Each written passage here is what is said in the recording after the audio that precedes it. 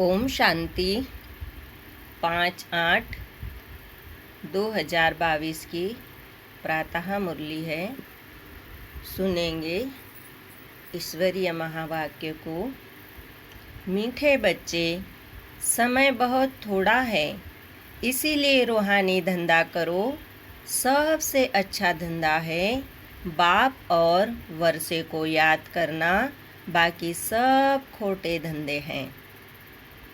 प्रश्न है, तुम बच्चों के अंदर कौन सी उत्कंठा होनी चाहिए?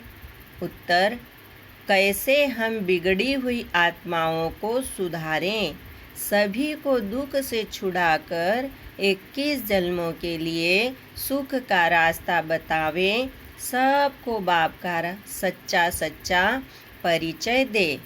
यह उत्कंठा तुम बच्चों में होनी चाहिए। गीत चला, भोलेनाथ से निराला और कोई नहीं। ओम शांति। भोलानाथ बच्चों को ओम शांति का अर्थ भी समझाते हैं, खुद भी कहते हैं ओम शांति, तो बच्चे भी कहते हैं ओम शांति। यह अपना परिचय देना होता है कि हम आत्मा शांत स्वरूप शांति धाम के रहने वाले हैं। हमारा बाप भी वहाँ रहने वाला है। भक्ति मार्ग में भी बाबा बाबा कहते हैं। भल मनुष्य गाते हैं, परंतु है रावण मत पर। रावण मत मनुष्य को बिगाड़ती है। बाप आकर बिगड़ी को बताते हैं। बाबा ने कहा, बाप आकर बिगड़ी को बनाते हैं। रावण भी एक है, राम भी एक है। 5 विकारों को मिलाकर कहते हैं रावण। रावण अपना राज्य स्थापन करते हैं। शोक वाटिका में बैठने का वह बिगाड़ते हैं, वह बनाते हैं। रावण को मनुष्य नहीं कहा जाता है। फिर बाबा कहते हैं, परंतु दिखाते हैं 5 विकार पुरुष के, 5 विकार स्त्री के। रावण राज्य में दोनों में विकार हैं। तुम जानते हो 5 विकार हमारे में भी थे। अभी हम श्रीमत पर निर्विकारी बनते जाते हैं, बिगड़ी को सुधार रहे हैं।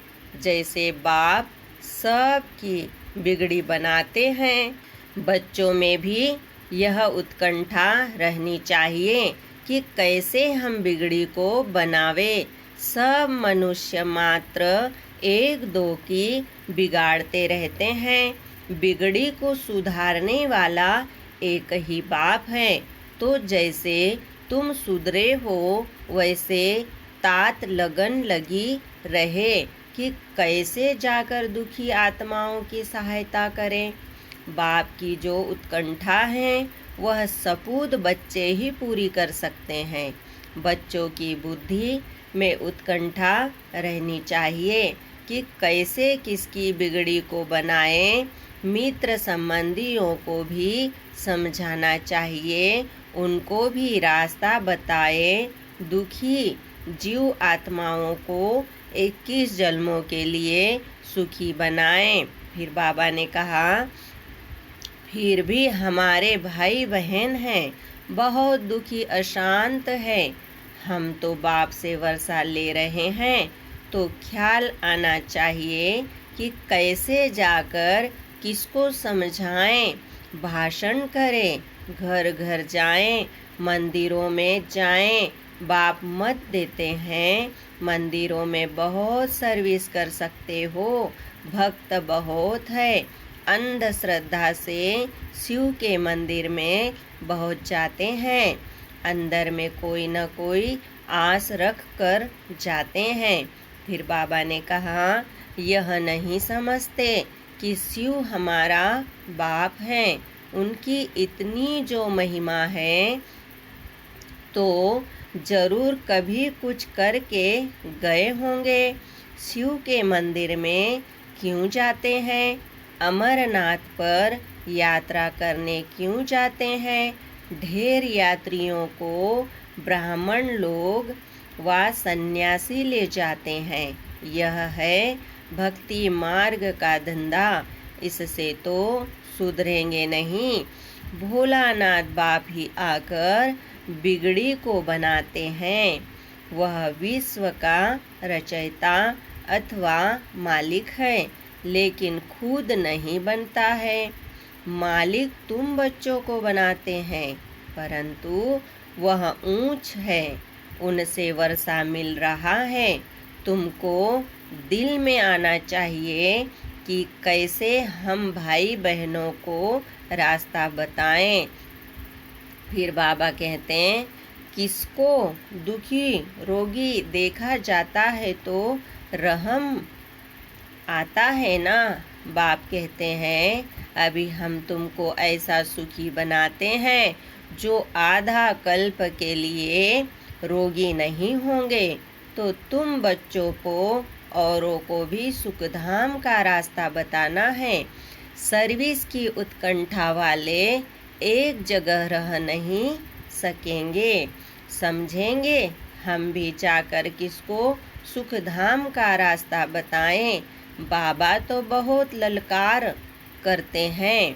फिर बाबा ने कहा, अविनाशी ज्ञान रत्नों की पूरी धारणा होगी तो बहुतों का कल्याण कर सकते हैं। इस राजाई की स्थापना में पैसे की दरकार नहीं रहती है। वो लोग तो आपस में ही लड़ते झगड़ते रहते हैं। रावण की मत पर हम रावण से राज्य छीनते हैं। राम राज्य राम द्वारा ही मिलता है। सतयुग में राम राज्य शुरू होता है। यहाँ कलयुग में राम राज्य कहाँ से आया? यह तो रावण राज्य है। सब दुखी है। यह बात तुम सभी को समझा सकते हो।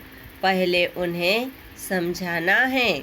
जो गरीब है, व्यापारी है, बाकी बड़े आदमी तो कहेंगे कि हमको फुर्सत नहीं है, हम बिजी हैं, समझते हैं हम भारत को स्वर्ग बना रहे हैं, प्लान करते रहते हैं। फिर बाबा ने कहा, लेकिन तुम जानते हो शिव बाबा बिगर कोई स्वर्ग बना नहीं सकते। अभी टाइम बाकी थोड़ा है। राम राज्य स्थापन करने में ढील नहीं करनी है। रात दिन फुरना रहना चाहिए। कैसे किसको दुख से छुड़ाएं, बच्चों को यह दिल में आना चाहिए। कैसे भाई बहनों को रास्ता बताएं। अभी सब रावण की मत पर है। बाप तो बाप है जो बच्चों को आकर वर्षा देते हैं। मनुष्य कोटों में जाकर कहते हैं, बाबा ने कहा, बाप तो बाप है जो बच्चों को आकर वर्षा देते हैं। मनुष्य कोर्ट में जाकर कहते हैं, ईश्वर को हाजिर नाजिर जान सच कहता हूँ, परंतु अगर वह सर्वव्यापी है तो फिर प्रार्थना किसकी करते हैं? उनको कुछ भी पता नहीं है। बाप बार बार समझाते हैं, मित्र संबंधियों को जगाओ। तुम बच्चों को बड़ा मीठा बनना है। क्रोध का अंश भी न हो, परंतु सब बच्चे तो ऐसे बन नहीं सकते। बहुत बच्चे हैं जिनको माया एकदम नाक से पकड़ लेती है। कितना भी समझाओ तो भी सुनते ही नहीं। बाप समझाते हैं, शायद टाइम लगेगा।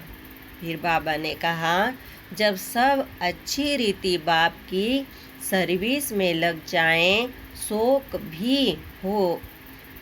भी तो चाहिए ना, जो आकर कहें कि बाबा हमको सर्विस पर भेजो, हम जाकर औरों का कल्याण करें, परंतु बोलते नहीं। बच्चों का धंधा ही है सच्ची गीता सुनना। अक्षर ही दो है, अल्फ और बे। बाबा ने अच्छी तरह यह समझाई है। पहली बात यह है, परम पिता परमात्मा से आपका क्या संबंध है। नीचे में प्रजापिता ब्रह्म कुमारी नाम लिखा हुआ है। बाबा बहुत नया तरीका, बहुत सहज बातें है। बाबा ने कहा, बाबा बहुत नया तरीका, बहुत सहज बताते हैं। बाबा को उत्कंठा रहती है, ऐसे ऐसे बोर्ड लगाना चाहिए। बाबा डायरेक्शन देते हैं। बाप को कहते ही हैं रहमदिल, बिल्स फुल। तो बच्चों को भी बाप समान रहमदिल बनना है। इन चित्रों में तो बहुत बड़ा खजाना है, स्वर्ग के मालिक बनने की इनमें युक्ति है।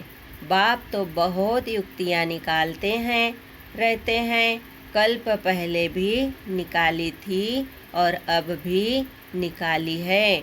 मनुष्य को टच होगा कि यह बात तो बड़ी अच्छी है, बाप से जरूर वर्षा मिलेगा। यह भी लिख दो, स्वर्ग के वर्षे के तुम हकदार हो। आकर समझो, बहुत सहज बात है। सिर्फ बोर्ड बनाकर अच्छी अच्छी जगह पर लगाना है। 10-20 स्थानों पर बोर्ड लगाओ।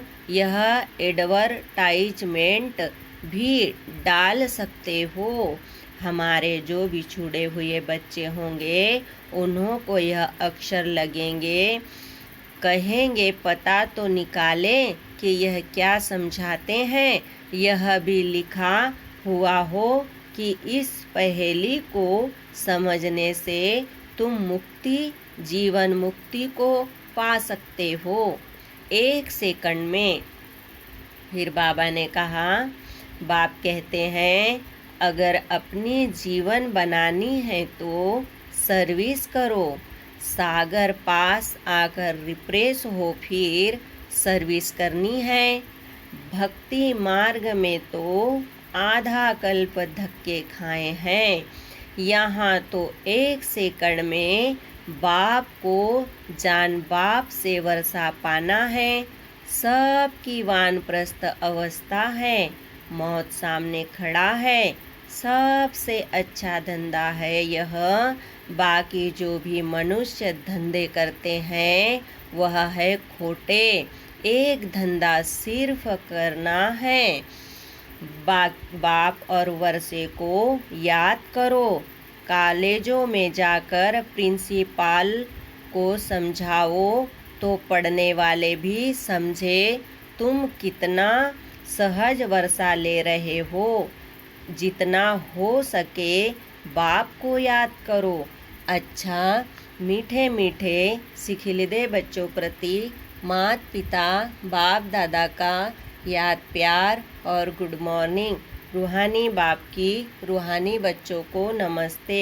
हम रूहानी बच्चों की रूहानी बाप दादा को याद प्यार गुड मॉर्निंग नमस्ते। ओम शांति। धारणा के लिए मुख्य सार है। पहला पॉइंट, बहुत बहुत मीठा बनना है, क्रोध का अंश भी निकाल देना है। बाप समान रहम दिल बन सर्विस पर तत्पर रहना है। दूसरा पॉइंट, मौत सामने खड़ा है, वानप्रस्थ अवस्था है, इसीलिए बाप को और वर्षे को याद करना है। भारत को राम राज्य बनाने की सेवा में अपना सब कुछ सफल करना है। वरदान है, देह अभिमान के अंश मात्र की भी बलि चढ़ाने वाले महाबलवान भव।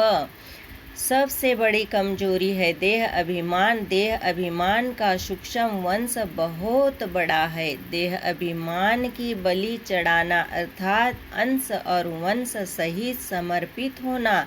ऐसे बलि चढ़ाने वाले ही महाबलवान बनते हैं।